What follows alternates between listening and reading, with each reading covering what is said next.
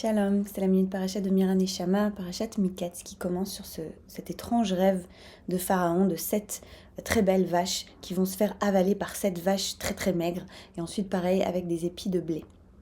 Et on sait que dans la tradition juive, il y a quelque chose de très important avec la symbolique et surtout l'interprétation des rêves. Et voilà que le maître chassidique Sfat Emet nous dit il faut voir ici le schéma de Seth à un niveau symbolique. Il dit Vadaï, Meramez, les rêves de Pharaon, Meramez et Nyan Pnimik. Évidemment, bien sûr, que ça va pointer vers un sujet qui est intérieur. On parle de quelque chose qui est symbolique, qui est intérieur. Et de quoi ça parle selon lui? Ça parle de nous. Ça parle de nos midot, de nos traits de caractère qui sont au nombre de 7, comme les 7 vaches, comme les 7 jours de la semaine aussi, qui marquent l'ordre de la nature, qui est associé au chiffre 7.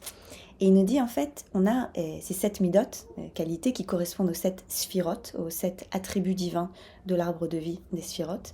Et peu importe de laquelle on parle, de chesed, ahava, ira, gvura, c'est-à-dire l'amour, l'amour générosité, la limite, la révérence, etc. Peu importe de quel trait on parle, chacun de ces traits, on a la capacité en nous de les diriger vers un but bon ou pas bon.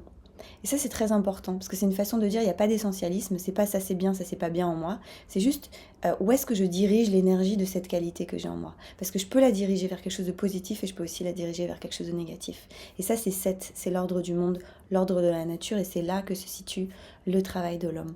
Et on lit cette paracha alors qu'on entre dans le Shabbat Hanouka, où Hanouka, justement, c'est le 8, c'est le chiffre qui va basculer vers l'au-delà, le 8, le chiffre du miracle et de l'infini.